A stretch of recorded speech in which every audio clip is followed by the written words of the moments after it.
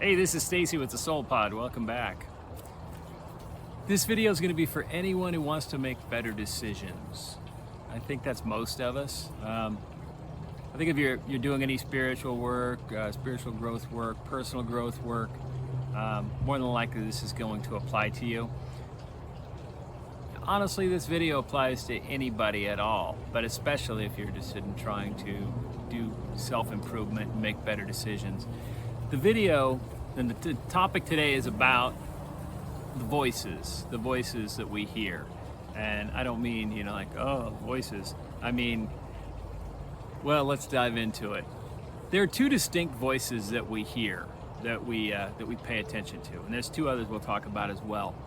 The two primary voices are the ego voice and the wisdom voice. These are number one and number two. Ego is the one that speaks from a lot of different places. I'm going to dive into that one from a quote from Michael Singer, who's a really great author. The ego wants to be right, the soul wants to be free, says Michael Singer. The ego is it's this interesting part of us that drives more of our decisions than anything else. And when we become aware of it, we can make really amazing decisions, much better decisions. The ego is driven from things like fear, insecurity, discomfort, anxiety. Ultimately, the ego voice is our survival mechanism that we develop at a very young age. From day one, we figure out that we have to do certain things to get what we want. And prior to language, all we can do is cry. And that's where the ego starts to develop. The need to be important is really a survival skill. So the ability to cry for your mother or father is developed initially from ego. As we get older, that voice, we're crying because we want food or attention or comfort or whatever, ultimately becomes the voice that drives our decisions in everything from relationship to just about anything. If we don't feel like we're getting our needs met, and we find a different way to cry. Now that we have language, we can cry out. But it's the voice that tells us things like, they don't respect you, or you're not good enough, or really anything that makes us make a choice based on fear, discomfort, anxiety. The ego voice is the one we hear more often than not. Now the other voice is the wisdom voice. The wisdom voice basically comes from our life experience. Knowledge speaks, but wisdom listens. Knowledge speaks, but wisdom listens, says the great Jimi Hendrix. You could call wisdom part of knowledge, because it is our accumulated experience of experiencing the world that is part of our ego voice. But when wisdom gets involved, it can override ego by simply saying, well, that's not true.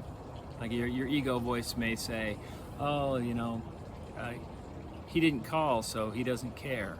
She didn't call, so she must not care. I must have hurt her or his feelings. And then your wisdom voice might chime in and say, that's not true.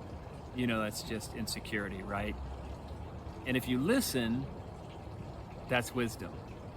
If you don't, and you let ego win, then you're going to go down a road with ego that takes you somewhere that you don't probably have to go. The reality of the ego is that more often than not, we can stop and ask ourselves this question: do you absolutely know that that's true? This is especially true in relationship, when we're thinking about something and we're wondering why a person is being a particular way towards us, or is not being any particular way at all, and we're attaching meaning to it. She didn't call.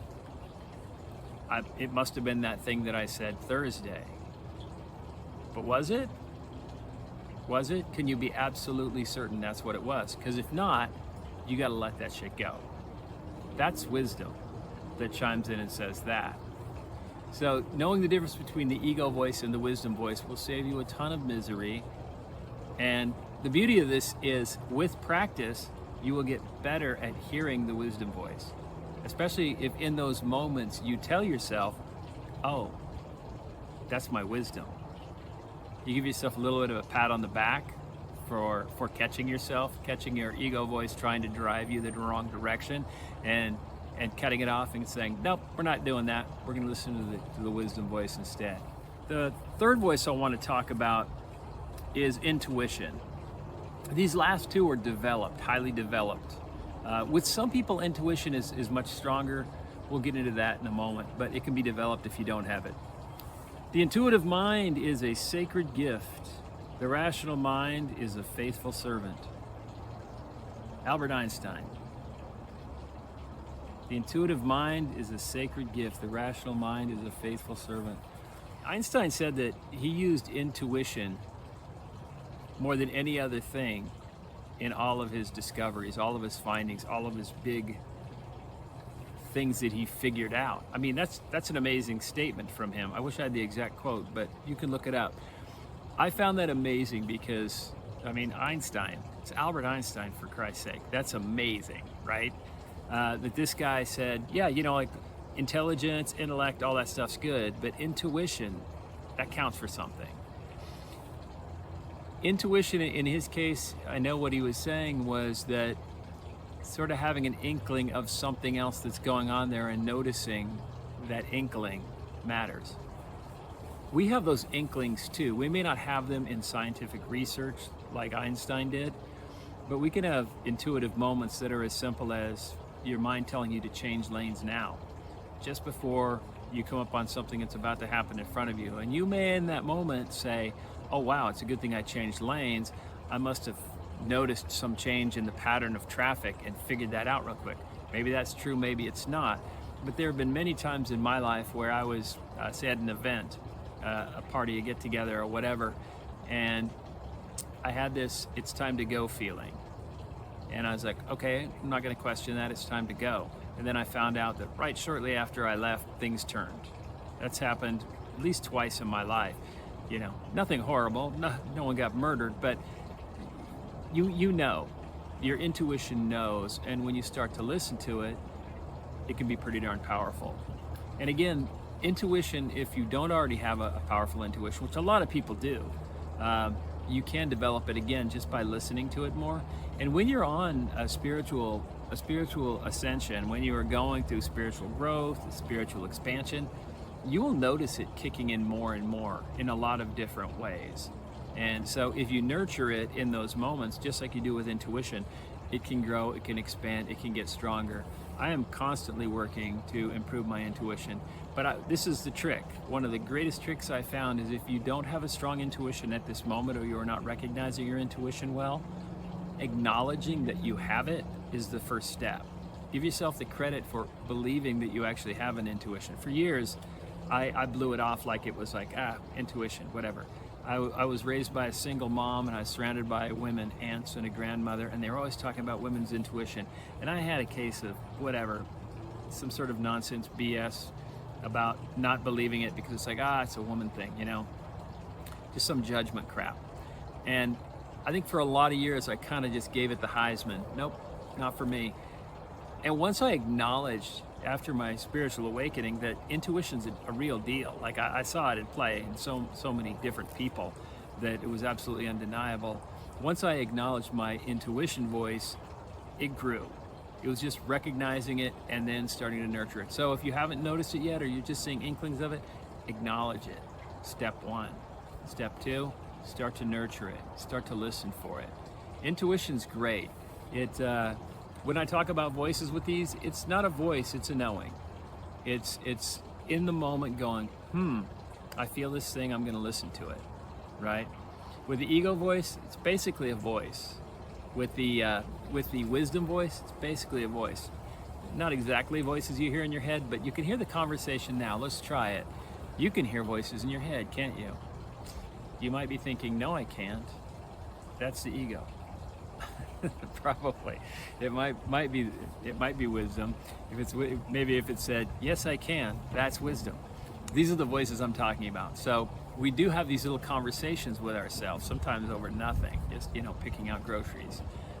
You know, voices will go back and forth discussing the ins and the outs of should I buy that, should I not buy that. The final voice I want to talk about is the soul voice. Rumi said, there's a voice that doesn't use words. Listen. Rumi. I love that quote because that nails it for me. The soul voice for me, it doesn't speak in words. It is a lot like the wisdom voice, but it's a deep knowing. It's always very short sentences, 2 to 3 words that aren't words, they're feelings. It's almost like a voice that isn't even inside of you, but around you. And if you haven't felt this yet, this may sound weird as hell. If you have felt it and you're finally understanding what it is, that's what it is. I believe it's the deepest part of us talking to us. That's why I call it the soul voice. It is almost like a divine connection. Now, if you believe the concept of Confucius, where we are all the ocean in a cup, meaning that the ocean is God and each of us is a cup of God. We're all a piece of this great combination of all the cups combined are God, meaning all of us are a little piece of the divine, right? That's kind of the way I approach this. And I feel like that piece of my soul speaks to me at times, and it's never been wrong. It's always been beautiful. This is how you know that it's the soul voice. It's beautiful, it speaks in short sentences, and you feel it. You feel it very deeply. That's the soul voice. You can ascend beyond these 4 to other voices. I've not experienced them, but these are all very useful ideas. These are all very useful to understand these concepts of the voices, because once you understand, especially on the top end, when you have the ego voice and you have the wisdom voice, that alone, differentiating between the 2 of those, will make your life so much more amazing, because you can start pushing away decisions that are being made from fear or anxiety or lack, and when you do that, you start taking responsibility for your own happiness. And the wisdom voice, you maybe start making choices from the wisdom voice that don't get you what you want in the moment, but they will make you a better, stronger person over time, as long as you keep going down that road and letting the wisdom voice choose.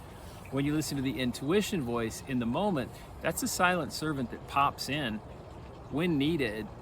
And if you pay attention to it in the right moment, it can save you a lot of unhappiness. It can steer you in beautiful directions. It can lead you in directions that make your life incredible. Maybe making the correct career decision through intuition. Frequently, more often than not in my life, it's been making decisions for me in the moment. Someone will say, hey, do you want to go to this thing? There's a concert we're going to over the weekend, and I'll have an instant knowing of whether or not it makes sense. And that'll be based on tons of different data that comes in an instant in my intuition speaking to me. So those are the big voices. The final thoughts I want to share are, when you start to listen to the inner voice and, follow the wisdom, the world outside really starts to shift. It starts to grow and expand and really become beautiful. And when you start to be able to differentiate between the voices, and the challenging 2 are the 2 at the top end, the ego and the wisdom. When you do that, that is a great place to start. If you've done work around this and you'd like to share with others, whether it's the wisdom voice, the ego voice, the soul voice, or intuition, please share. And if you want to hear more about one of these, each one of these I could do probably a video series on any one of these things. Leave me a note if you want to hear more about any one of these. If you've had experiences you want to share, or tips or tricks, this is a community. I want you to share any information you have that you think would be useful to other people here. I'd love that. I want to say too, thank you for being here. I appreciate all of you for coming and watching my channel. It continues to grow. If you haven't checked out the Soul Podcast yet, check that out. You can listen to it anywhere you find podcasts. I will have a longer version that dives into this topic a bit more that's on there as well that you can listen to very soon. If the link's available, I will have shared it in the links below. Thanks for being here, and be sure to listen to the good voices in your head and know which ones aren't. I'll talk to you real soon.